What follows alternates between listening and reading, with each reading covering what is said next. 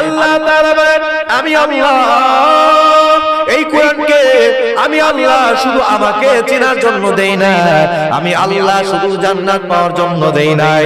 এই কোরআনকে যারা ধরবে, এই কোরআনটাকে যারা মানতে পারবে, আল্লাহ পাক রব্বুল আলামিন বলেন এই কোরআনটাকে আমি আল্লাহ তাআলা কেমন ঔষধ বানায় দিলাম। সুবহানাল্লাহ। কোরআনের মধ্যে ডাক দিয়ে জানায় দেন আমি আল্লাহ এই কোরআনকে শুধু নাজাতের উসিলা বানাই নাই, আমি আল্লাহ এই কোরআনকে জান্নাতে যাওয়ার জন্য শুধু বানাই না, আমি আল্লাহ এই কোরআনকে কেমন ঔষধ রূপ বানাইলাম। আল্লাহ বলেন ওয়া নুনাজ্জিলু মিনাল কুরআনি মা হুয়া শিফাউ ওয়া রাহমাতুল লিল মুমিনিন।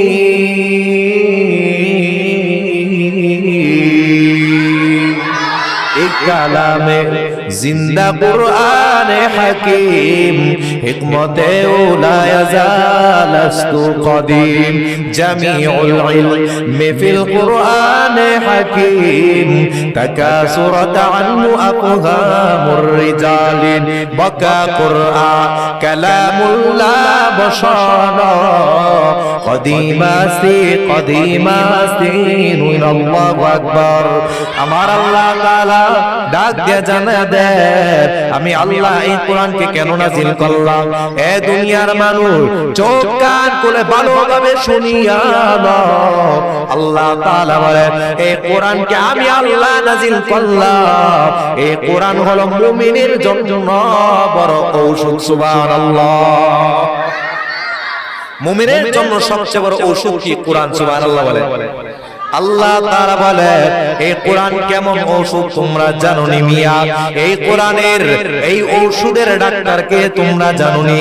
ভালোভাবে কথাগুলো বুঝতে হবে। দুনিয়ার মানুষ এই যে দুনিয়ার ডাক্তার তুমি দেখতেছো, দুনিয়ার পড়ালেখা করে সে ডাক্তার হইতেছে, আল্লাহ প্রদত্ত কোনো ইলম তার মধ্যে নাই। আল্লাহ তাআলা ডাক দিয়ে বলেন এই কোরআন মুমিনের জন্য ঔষধ, আর এই ঔষধের ডাক্তার হলেন আমার আল্লাহ।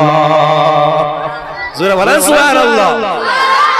আল্লাহ তাআলা বলেন কথা কিন্তু বেশি আলোচনা করা হবে না, স্বল্প কথা, এর মধ্যে কিন্তু কিছু দামি কথা লুকায় আছে, ঠিক কিনা? আল্লাহ তাআলা ডাক দিয়ে বলেন এই কোরআনে ঔষধ যারা ব্যবহার করবে আমি আল্লাহ দুনিয়ার সমস্যা সমাধান করে দেব।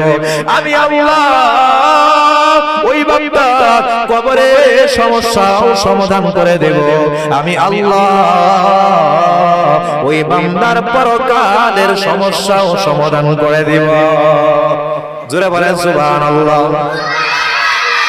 এই কোরআনের ঔষধ ব্যবহার করার দরকার আছে না নাই?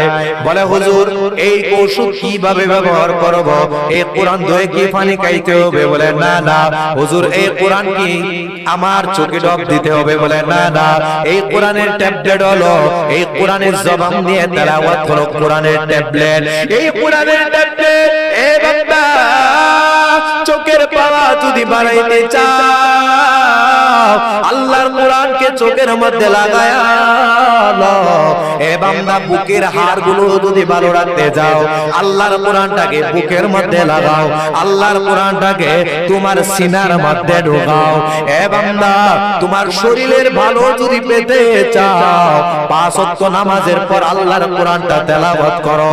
এই কোরআনের সাথে তোমার সম্পর্কটা গভীর লাগায়া নাও।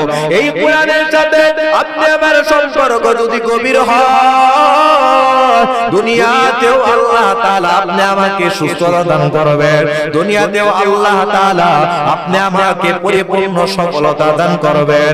এই কোরআনের সাথে সম্পর্ক যদি গভীর হয়ে যায় পয়গম্বর ডাক দিয়ে বলে ওই বান্দা মরার পর যেই কবরের মধ্যে যাবে, কোন কবরের মধ্যে যাবে?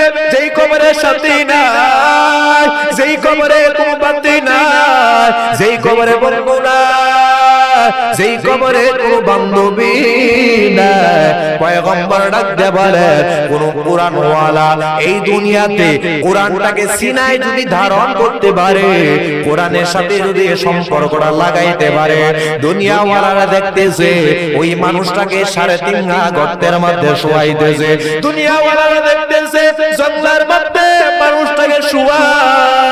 আমার পয়গম্বর বলে ওই মানুষের সাথে কোরআনের সম্পর্ক থাকার কারণে ওই বান্দা কবরে ঢুকতে দেরি হবে আর আল্লাহর জান্নাতের নিয়ামত পাইতে দেরি হবে না।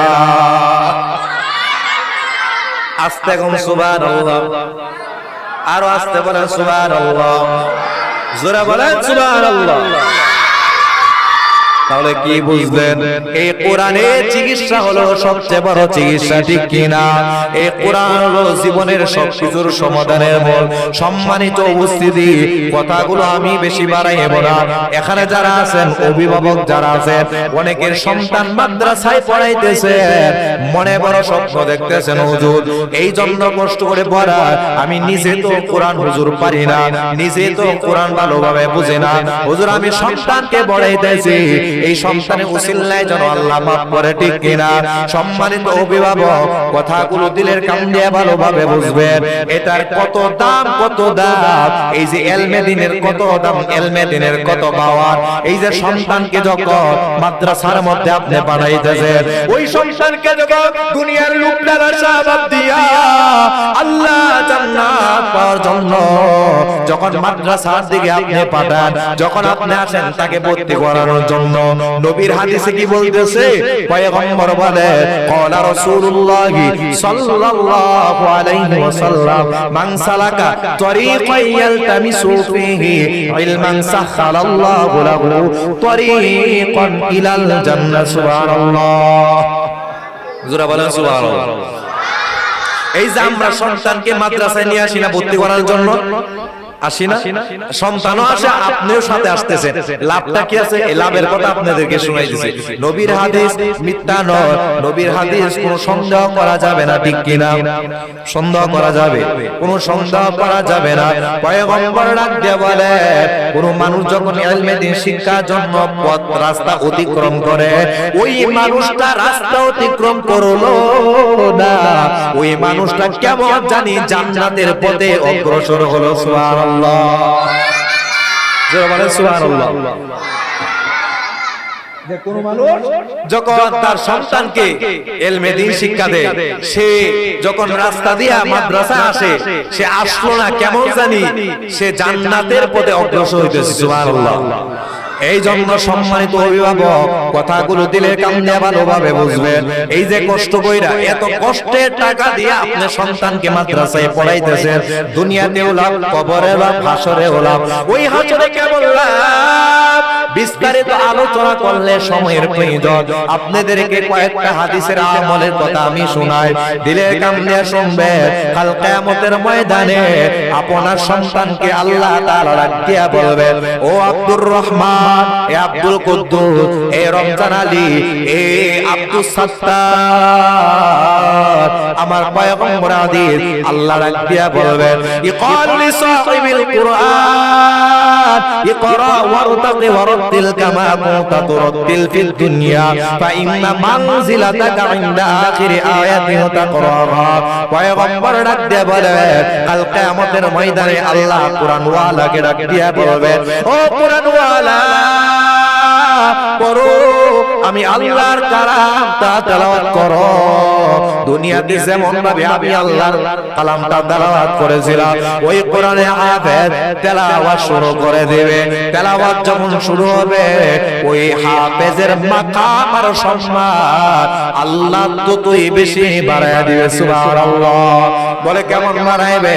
নবী আমার ডাক দিয়া বলে, ওই কোরআনে হাফেজ একটা আয়াত তেলাওয়াত পেশ করবে, আল্লাহ তাকে একটা জান্নাতের মধ্যে উঠায় দেবে।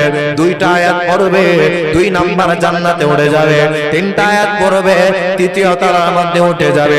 এইভাবে কোরআনে হাফেজ 6666 আয়াত তেলাওয়াত করবে। আল্লাহ তাকে কাল কিয়ামতের ময়দানে ওই কোরআনের হাফেজকে, তার মা বাবাকে 6666 তারা জান্নাতের মালিক বানায় দিবে।